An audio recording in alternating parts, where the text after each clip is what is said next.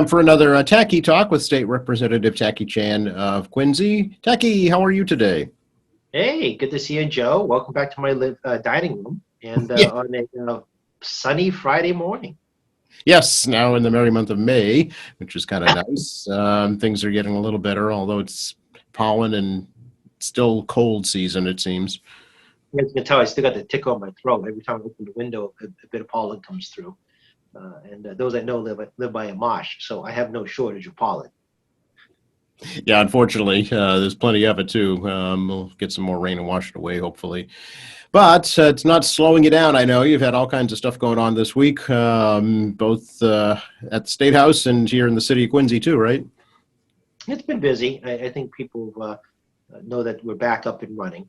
And right now we're getting our committee schedule set up. We're still talking to my co-chair, Sue Moran, about the schedule, working through committee rules, and we're doing educational stuff for the committee itself, the membership regarding things before us. So, for example, we had a meeting with the ABCC this week, the Alcohol Beverage Control Commission, talk about how they're handling on COVID enforcement, talk about people that are skirting the rules on alcohol accountability.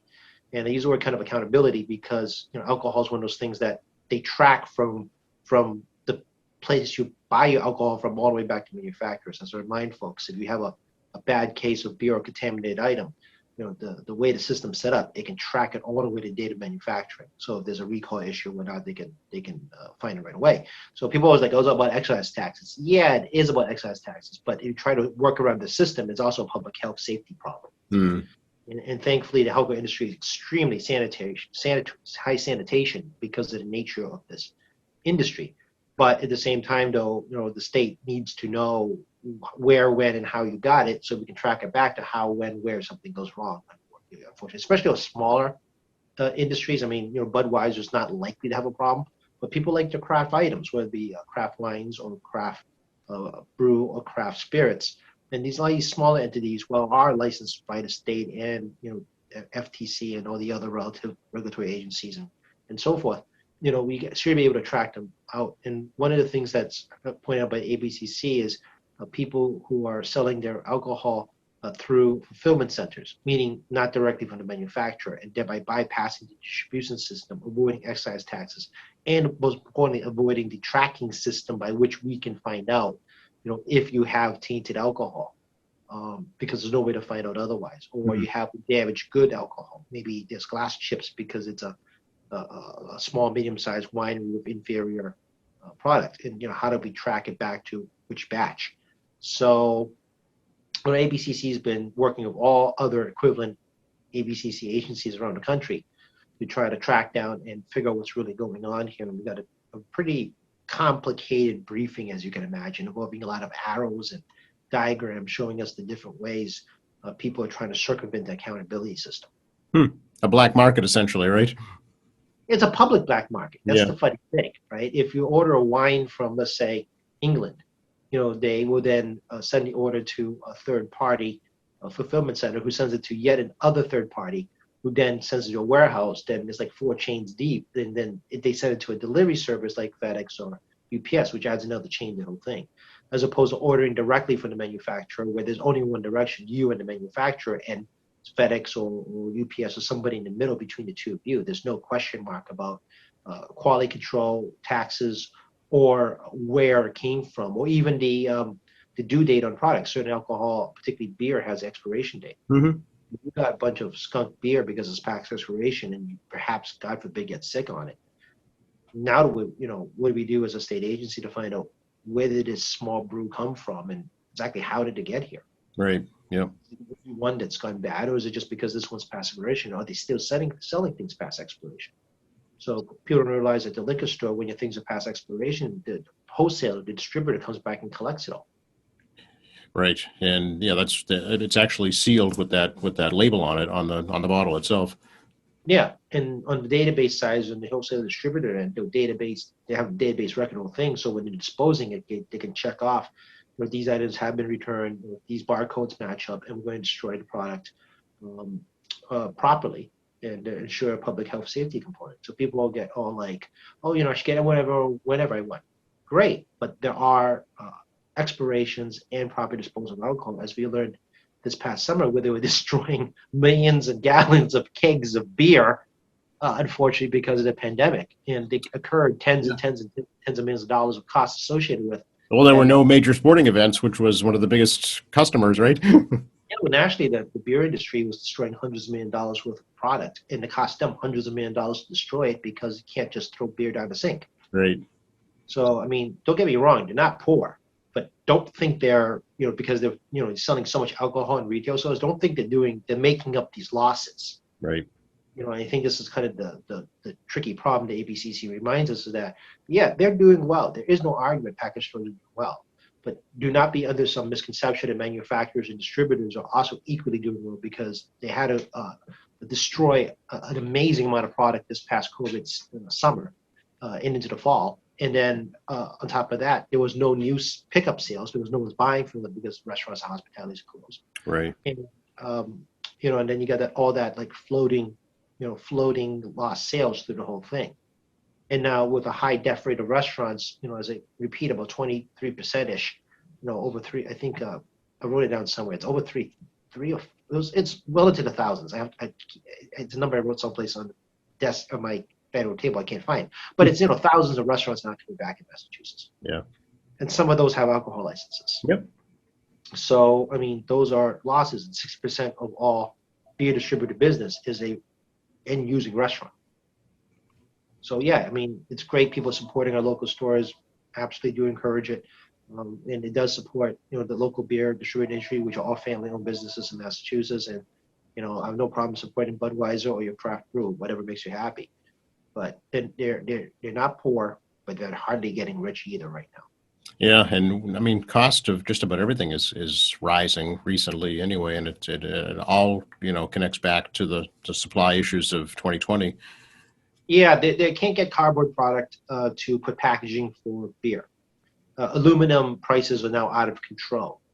Big manufacturers like Budweiser, Heineken, those guys have stocked up on a lot of aluminum cans, basically buying aluminum cans, as well as paper product. But small, mid-sized businesses can't get their hands on enough cans and paper products. So this doesn't just affect alcohol. This affects all the beverage industries. Mm-hmm. So if you're a mid-sized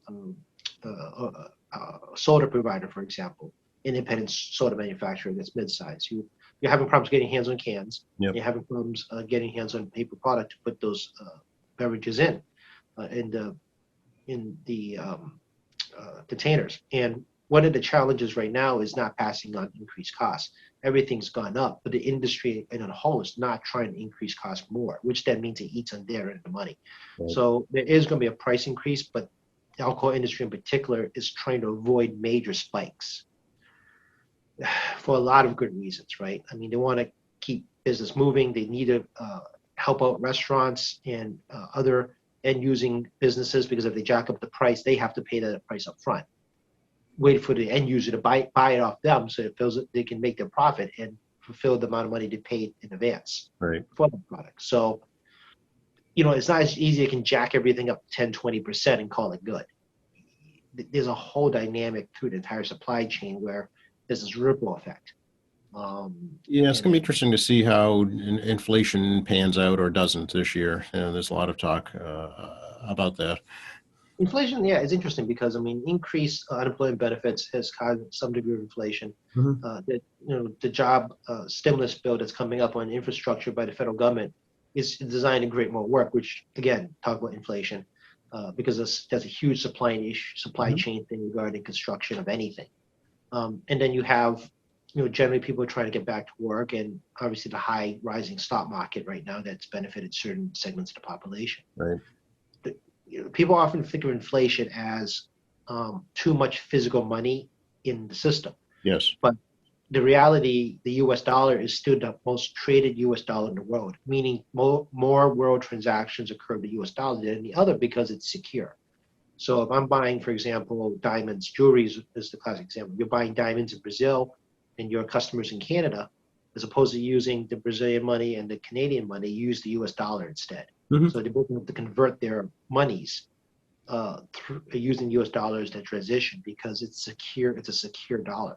So a lot of our money isn't actually physically here in the U.S. It sounds crazy when I put it that way, but it's, all over the planet being used as the intermediary currency. And this is why we're a world economy. When your currency is the trusted currency for business transactions in other countries, that means you're the dominant economic power. That's right. It's literally the gold standard. It is the gold standard. And I think people in this country don't realize exactly how much our money is not here because we securitize other countries' economies in global trade because our money is safe. So the real question isn't about the flood of dollars because the dollars is all over the globe.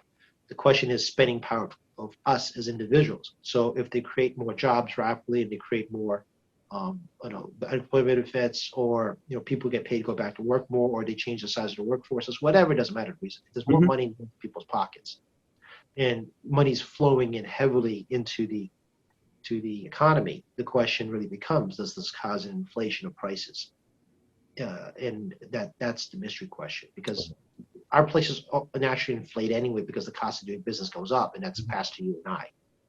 It's always going to happen. The question is it going to happen fast? Right. And the answer is, I don't know. The last stimulus bill that we did, what Congress did in the summertime, the first set, caused almost no inflation by any metric. This time out, people held on to it. Yeah, people held on to the money, but then again, it caused an economic downturn because you hang on to your money. Yep. We're a commercial service-based economy, so our economy only moves if we spend. We're not a manufacturing economy. People have this image that with this like manufacturing economy from the 50s, where we make everything and then we buy things that we make and then we sell the extra and then we make. It doesn't work that way anymore. Right. We're service commercial. I mean, anybody who eats out is, as we discovered, eat out a lot. Is contributing to a service-based economy. Yep. Yep. And we'll see how it pans out. Yeah. The jobs report that came out today was nowhere near what had been predicted. It was extremely low. I think over 200,000 jobs added, as opposed to an estimate of, I don't know, almost 1 million. Yeah, well, at least in Massachusetts, I still think it's going to be hard to get below 6%. Largely because of, again, the hospitality industry, and our high part of our economy is dependent on basically outside money. Tourists, students, conventions, even medical tourism. When people come in to use Mass General Hospital, they're much wealthier. While they're here, they just spend their money while they're here. So, I mean, wealthy people will come to Massachusetts to get medical care and in turn spend money locally. So, there's not that, we don't have that coming back quickly. And we're actually going to have a meeting with the Office of Tourism with the committee on Monday to discuss about what their projections are in the long term on moving more money back into the state. I mean, it's well past, well over $2 billion of economic stimulus directly from tourism. And we don't have that still. Domestic tourism isn't enough. Right. I know a lot of people going to the Cape, but I don't hear people taking a 5-day hotel trip in Boston. Correct. Yeah. And that's the thing that people kind of lose sight of. It's not about traveling to Cape or Berkshires. I know people go to a lake house in New Hampshire and things like that, but places like Salem, Boston, even places like Lexington, Plymouth, very dependent on outside money. And I'd be surprised if anybody says, "Oh, I'm going to spend 7 days in a hotel in Boston to spend part of my vacation this summer." I don't think that's happening a lot. No, it's people do day trips, maybe a weekend that live around here, but yeah, not as a destination. That's exactly it. So without us becoming a destination, we need outsiders to make a destination. And I still think that international travel is going to be problematic. Canada is our #1 partner in tourism. People don't realize that. Canada now has an ICU overrun. My uncle's a doctor in Canada, and they have no ICU beds in Toronto.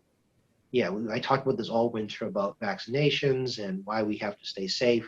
Our neighbor to the north is literally in health care crisis meltdown. It's not an issue of technology. It's not an issue of money. It's an issue of literally no more places to put sick people.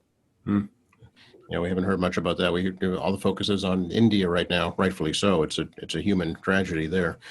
Well, both Canada and India actually actually problem and a different problem too.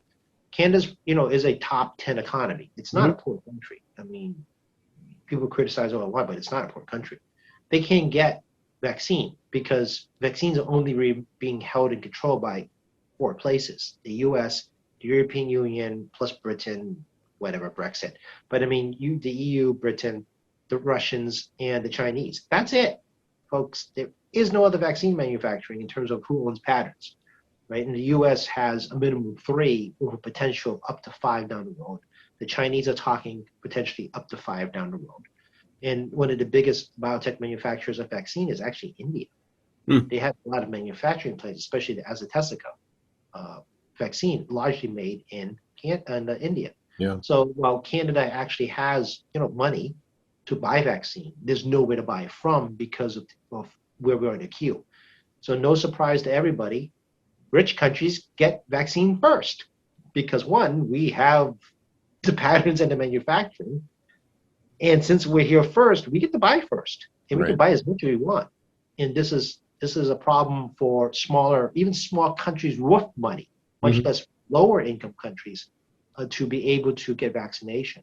So the U.S., for example, even during the Trump administration and into the Biden administration, took no chances like other countries. They bought a large amount of doses of all the potential vaccines in case one of them failed. Right. Yeah, we've talked about this before. Yeah. Yeah, you overbuy on purpose. Well, Canada now can't do that. And then you look at India, and people like acting like COVID isn't real. I mean, 3,000 deaths a day and continuing, and they were supposed to peak this week statistically. It doesn't seem to be the case. And 300,000 plus infections a day. And then Brazil is moving into the thousands of deaths a day zone. And I just saw a thing about Nepal. Nepal's 50 deaths a day, and the rising COVID cases appear to be approximately 50% increases every day. Wow. Nepal's a tiny nation, a tiny, tiny nation. If you get 50 dying a day, that's a lot of people. Proportionally speaking, it's almost the same as India by proportion, almost. Okay. So, I mean, and they have a very old and weak healthcare system compared to the first world, so to speak, compared to us. I mean, everybody's weak healthcare system compared to us. So things. This is serious globally, and again, I mean, at some point, all the wealthier countries, the EU, the US, China, and others are going to have to decide how to help the other countries, even if they're a top 10 economy. You're going to have to figure something out. What do you think about the here in Massachusetts, at least, the de-emphasis now on kind of the mass vaccination sites, more on the local and the regional sites? I got my dashboard update last night and took a quick peek. It was about barely 2 months ago. We were sitting here talking about non-vaccine, and every time it seems like we're making headway, I get depressed because something screws up. Right. Right now, there's been over 7 million doses provided to Massachusetts of the combination of 3 vaccines available. The average is about 83 to 85-ish%, depending what week we're looking at, of actually dosage being used. That's good. Yeah. People are getting vaccinated, and with the goal is to keep. It has a short expiration date, so the goal is to keep nothing around. Right. So the fact that we're in the mid 80s or low to mid 80s regarding percentage of usage is good. So there is an expectation that perhaps in 6 or so weeks, probably by end of June, we could be closing in at perhaps 4 million people vaccinated, perhaps, because we're at over 50% first shots, and because it takes 2 to 3 weeks, particularly since we're still predominantly Moderna and Pfizer, plus the fact it's a 2-week activation period after you get your second shot. Right. So by June, it could be realistic. We're closing in at the 70% zone that the governor's trying to get to, and if that happens, I do expect the economy will continue to gradually open at a steady pace. But again, I mean, you still got to wash your hands. I mean, germs can be on your body. It's not like it's limited to your face. So, still practice hygiene. My personal opinion of what I've seen out there, I think the people that are not behaving is the outlier. And I do think that the majority of people, when I go for a walk, are still wearing masks outdoors, despite the fact that masks aren't as necessary outdoors according to CDC guidelines. But people still wearing outdoors, and I think it's a good safety thing to do if that makes you comfortable. Yeah, I think it's going to be a hard habit to break, actually. It's been so ingrained over the past year and a half or so. So it'll take at least that long probably before folks feel comfortable not wearing them. No, I absolutely correct.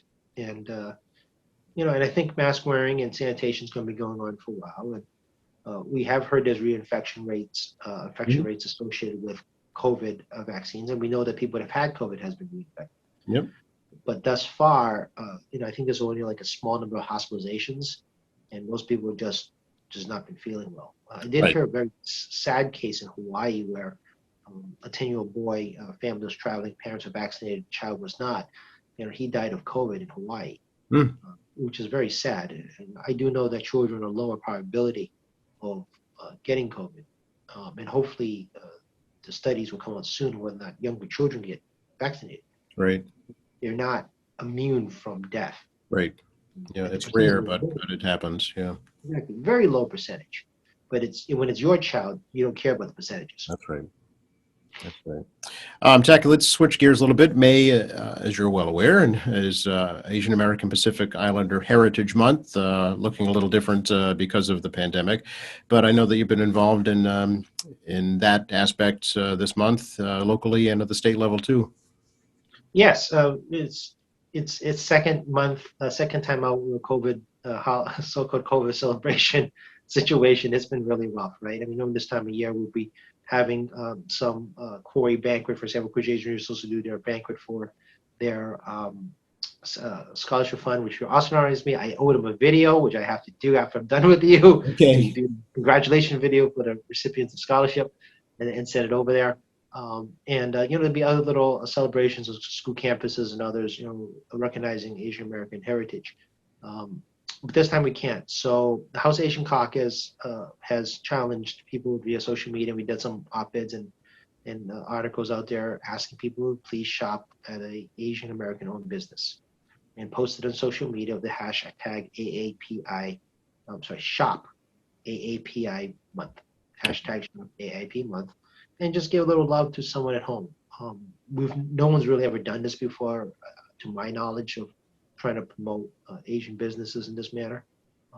Also, we ask folks to please be very conscientious and careful and say something. Right now, the attacks continue nationally. Some extremely violent, some are verbal or harassment, and we do not tolerate that here in Massachusetts. And please do see something, say something, and if it gets bad, please do intervene. I mean, right now the target is still over 60% women and senior citizens are the targets, and they're largely been unprovoked, other than just spewing hate and misconceptions and ignorance. So, just be aware of that. And at the same time, though, the caucus is currently putting out this op-ed, updating the public on our policy positions we agreed upon and things we've done in the state budget. And WGBH go to their website. They're going to have a lot of AIP month webinars, as well as documentaries and other shows they're going to put on WGBH website streaming, as well as on their channel 2. I think everyone knows what channel 2 is. So that's going out there. And one incredible thing that's going on right now is that we're still getting media attention. I mean, those that know exactly, I'm not the half full glass kind of guy. And You're saying you're just a little skeptical and pessimistic sometimes? yeah, I'm a little bit of a grumpy. I think people know that. Normally when there's a lot of tragedy in our communities, my experience has always been it tends to be short news fast.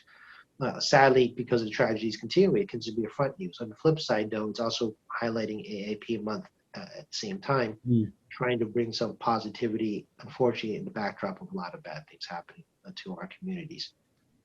So there's that going on. And, the caucus will be talking to the governor at some point as a unit to discuss moving forward what can be done through the governor's office, the state government, to bring greater awareness to this issue. I know that Quincy Asian Resources has been working on things like what do you call it, the whistles you can blow in case something happens and things like that. So they're working on trying to get an acquisition and things like that as well. So, you know, it's been a tough year. It's been tougher in many ways if you're Asian right now. But you know, at the same time, we can't take away from the fact that you know Asian Americans have contributed to this country well past 150 years, and it's a good month to remind people of that. Yeah, I don't. Are there any, do you know, statues or memorials or dedications or plaques or anything to Asian Americans who've contributed, significantly to this country? Or I don't know of any. I was trying to think myself. No, you're not going to find many at all. I mean, there's some unfortunate history associated with that of marginalizing and making us invisible. And Hmm. I'll give you some very simple examples. I mean, everyone should know, hopefully by now, what a Japanese internment camp is, right? Mhm. But they never got reparations or any kind of compensation or even an apology um, until the late 1990s. And the Filipino World War II veteran Filipinos never got veteran benefits until 2009 when Obama signed the stimulus package back then. Hmm. So I'll give you an idea of kind of this like systemic racism. People talk about it, but it's not the same for everyone. And you know, as I talk to other folks, you know, when you're completely forgotten or intentionally excluded, you know, and nobody notices, that's a type of systemic racism. It's Mhm. not just exclusion; it's that no one notices or Mhm. cares. And you'd be like, "Well, that's unfair." Well, yeah, but you didn't know about it because no one wanted to talk about it, and every time you talk about it, someone silences you. That's the type of systemic racism that's built into the system of our mentality. So you know, there isn't a lot out there, despite the fact I am paid. You know, Art was the architect of the John Hancock building. Despite the fact that you had a lot of Asian Americans run through here doing the tea trades before they even settled in Massachusetts. Yep. You know, there's no real history understanding of Chinatown that's been here since the 1880s. Yeah. Boston City Council is moving through an ordinance to designate part of Dorchester as Little Saigon officially because of the Vietnamese population. The only thing I can think of is probably Nakahima Manjiro's home down in Fall River. Oh, He's yeah. the first true Asian immigrant to live in the U.S. Japanese. And by the way, folks, this was before things like immigration. You just showed up. Right. Okay. Yeah. This is a different time, right? You just showed up. So you could argue he was an undocumented alien. Yeah. In 1843, I think, in that zone. It was so. I mean, it was different. Yeah. But I mean, lived here a decade. Went to public schools here. Well, we didn't have public schools, private schools, because the guy Winfried saved him in Japan from a whaling accident. Put him through education here, and he actually became the first Japanese ambassador to the U.S. Mhm. when he went back. So a huge spot in actually Japanese and U.S. history of, essentially a undocumented immigrant because there was no Right. such thing Right. documentation back then. You just showed up. Well, if we go back far enough in all our histories, you can find that, I'm sure. Yeah. There's no like immigration system back then. Right. And but at the same time though, first were true, Asian, Japanese educated in the U.S. and had actually a big placeholder in history that I think people in Massachusetts don't realize. I think you're right. Yeah. There's a huge tie between Japan and its long trading history with Massachusetts tied to one person. A guy named Manjiro that lived in Fairhaven. The house is still there. Hmm. People can visit once we get out of COVID. Yeah. Visit the Whitfield. I can't enunciate. Winfield Manjiro Society down there, and I think that I'm trying to remember. I'm trying to remember. There's a segment because the Fall River. I'm sorry, the New Bedford Whaling Museum. I think has a segment in there on whaling in Asia, as well as documentation of U.S. Engagement with Japan. They have okay. some original documents there. So, if you guys are looking to do some local economy stimulus, please go visit the Bedford Whaling Museum. There you go. It's an easy thing to do for a day. Yeah, absolutely. Can we talk a little bit about the proposed millionaires tax here in Massachusetts, Jackie, what that entails and where it stands? Sure. Last session, we voted for a constitutional amendment to not allow, it actually mandates by Constitution as opposed to by us, the legislature, to add 6% to every dollar over $1 million to income tax. So if you make $101 million, you get 6% added onto it. That is after all your taxes are paid, right? So people don't, everyone here knows, you guys don't know how to do income taxes. It's what you paid, it's what you make, then what you get paid, and what's your net, and you try to figure out how much you owe based on this combination of what you paid. And then you do all the deductions and everything else. So, that we voted for that last year, and under the state constitution, the legislature has to vote on a constitutional amendment 2 consecutive sessions, and then it can be on the ballot on the next election cycle. That's even number with the next state election cycle. So we're early on in this new legislative session. The committees are still reviewing bills and constitutional amendments, and we are by requiring the Constitution to meet a minimum 3 times a year. Even if we do nothing, we have to meet a minimum 3 times a year. And of course, we can schedule other sessions. So I do not know if we're going to bring it up this year or next year. If we're going to bring this up at all to make it to the 2022 ballot, we would have to bring it up a minimum early next year ahead of the ballot printing.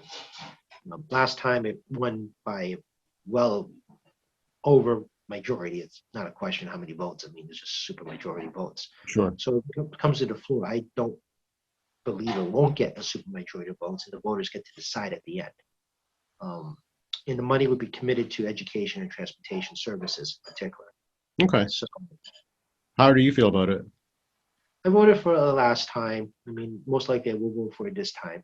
I don't, again, it impacts a very small number of folks relative to the size of the state. That, frankly, I mean, we're a flat tax state with a whole bunch of different deductions. So it's not like, you can't figure out how to work your way through the tax system. And this is one of the kind of the interesting issues about flat tax, because everybody pays this identical amount regardless of size of income. And while people say that's perfectly fair, I agree. I can't get the same deductions as someone in a higher income bracket. Right. Would the 6% be on anything over $1 million, or would it be on the entire amount? Over $1 million. So on $1 million first dollar, that $1 over $1 million is taxed at a higher rate. Gotcha. That's how that would work. Okay. All righty. Stay tuned for that one.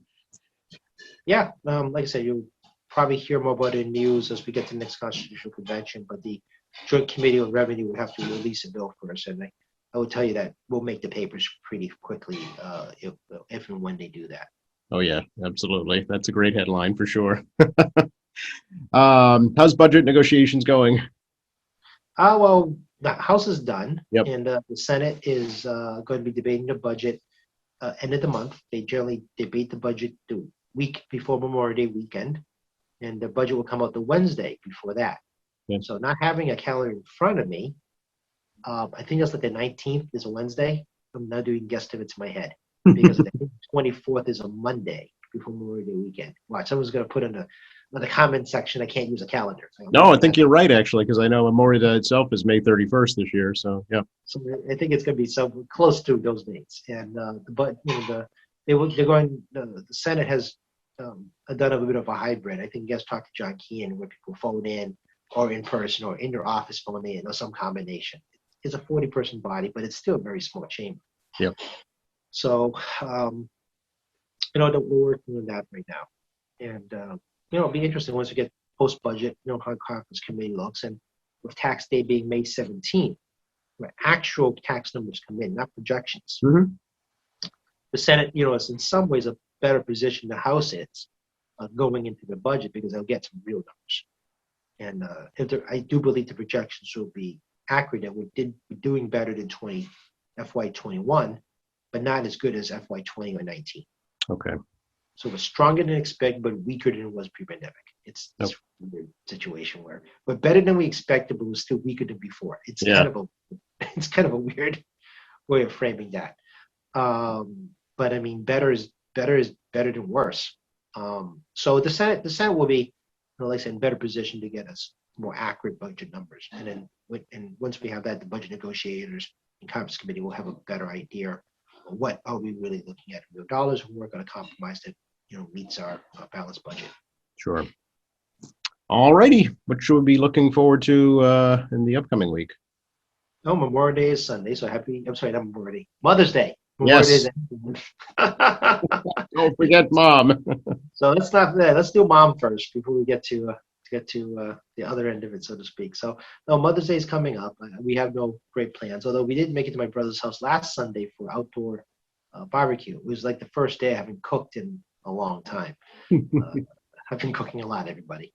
So it was nice. We're out in my brother's yard. We didn't, do nothing indoors, and he bought a new grill. So he's like, "Come on over and we'll have some dinner." So Break it in. Very nice. Yeah. break it in a couple of hours. It's just nice to be around other folks for a bit. Everyone's vaccinated, and we just this is kind of oddly normal in this very abnormal world. This coming week, as I said, we're meeting with the Mass Office of Tourism on Monday with the committee. I got Bridgewater State College actually on Monday night. They're doing an AAPI awareness, heritage, and history presentation. So I'm actually an opening speaker there. I've done some speaking engagements at BC High this past week, as well as North Quincy High School students about racism and AAPI and things like that. There's some webinars that are coming up as well. I mean, today I got to be on a call with Congresswoman Ming from New York City, and she's been championing a lot of these issues on anti-Asian attacks in Washington, D.C. And we're going to hear from her and get an update what's going on at that level. And then next week, we have some more forums set up, and WGBH has actually a pretty interesting forum next Thursday night, if I remember correctly. And I'm trying to see if I can schedule a few more different educational seminars from different educational academic, what do you call it? Universities and colleges also holding a lot of webinars right now. Okay. Well, curious, what did the kids at North say to you, Tacky, about their experiences here in Quincy regarding racism? There was a lot of talking head with my case, but I think one of the big things was trying to figure out how they can get involved. Okay. How can they make a difference in this world, and how do we keep it positive differences, and we don't let hate overwhelm us. A lot of people are just saddened by the current sad circumstances, and it could be your neighbor, or the person sitting next to you could be a victim next. And that's a scary thing. Yeah. Did any of them share negative experiences? No, not in this forum, but we did a forum in Randolph the week before, which did share some negative experiences. We were doing that in the midst of the budget. We did a budget in one phone and listening on a webinar on another device. And the Randolph kids have some really strong stories about how people singled them out, and didn't matter if you're Asian, Latino, or Black. I mean, they all had a story, and even actually a lot of them were immigrants too. They're not all born here. So that was very disheartening to hear about, and and there's strong desire for more programs that puts kids together that are different to talk to each other. Makes the biggest difference in all their lives. Interesting. Okay. It's amazing how you can just have a conversation. They were very candid about it. And one young woman, was very straightforward. She sees America as trying to take away color, by saying that, I don't see color. And she goes, then that means you don't see me, because you take away my color, and who am I? And that's actually a very profound statement from a guy who knows what it's like to be invisible. So, these teenagers are not millennials. They're a whole different breed, folks. Yes.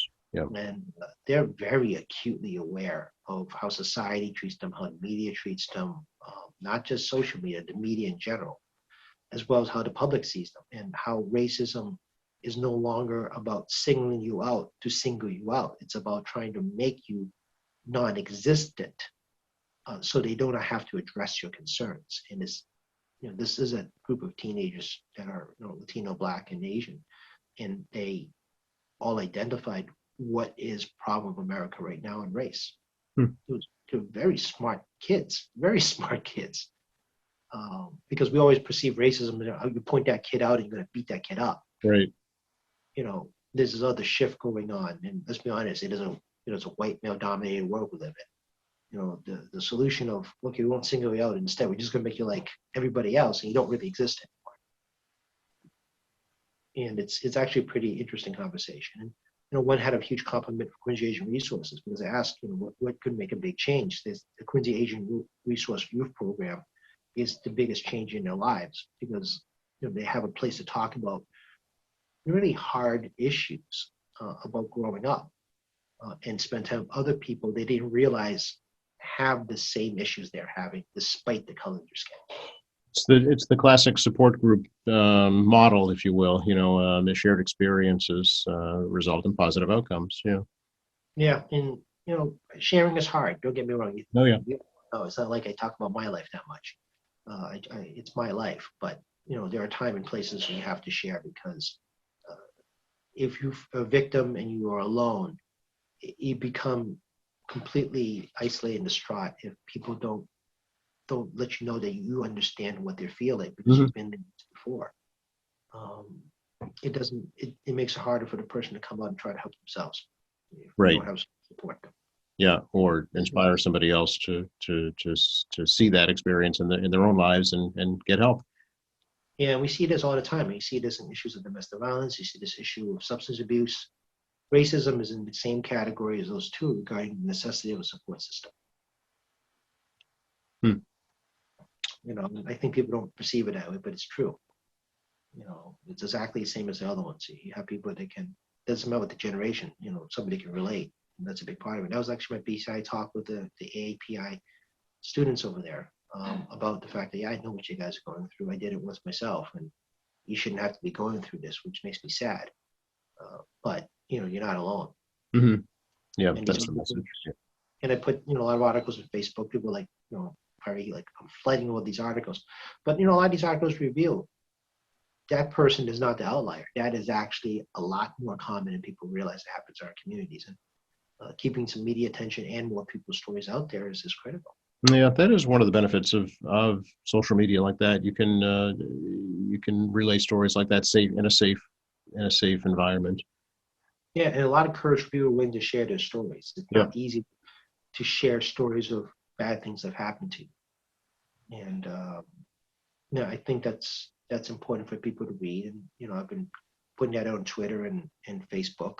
And I hope people here will spend a moment and maybe read one or two stories. I know some are like Boston Globe locked out, but some are not, depending on which one it is. And I'm hoping that some of the print media will unlock some stories over time, so everyone should be able to read them. Yeah, good opportunity to ask you to provide your contact information if you could. Absolutely. I'm still at the same spot, folks. 617-722-2014.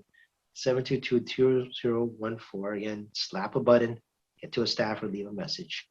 My email is getting very full, but again, it's tacky.chan@mahouse.gov, tacky.chan@mahouse.gov. The Facebook, Tacky Chan, State Representative Tacky Chan, it pops up as a public site, as well as my Twitter, Tacky Chan. Actually, it's just Tacky Chan. I got lucky on that one. I didn't have to get any other weird words, just Tacky Chan. And, obviously, TackyChan.org is the website. If you want to look up some phone numbers of Quincy resources that you may need to find before you have to call my office. Right now, again, unemployment's back up. Unemployment's the biggest one I'm getting. That's not a public policy advocacy. It's not people advocating for a bill or something like that, or submitting testimony to the committee, which is coming in hot and heavy. Unemployment is back up regarding employment application issues and, where is their unemployment benefits. I have people that are like 3 months behind. Wow. We're trying to get to the bottom of what went wrong here. So the Division of Unemployment Assistance continues to be a very challenged agency, given the phone calls I'm getting. All righty. Please wish your mom a happy Mother's Day from me, and make her a nice meal on Sunday. I'm sure she's going to have some ingredients for me to do something with when Sunday hits. But I wish you all a happy Mother's Day. Please do enjoy this weekend, and I always look forward to talking to you again in a week's time. Thanks, Tacky. Me too. Be well.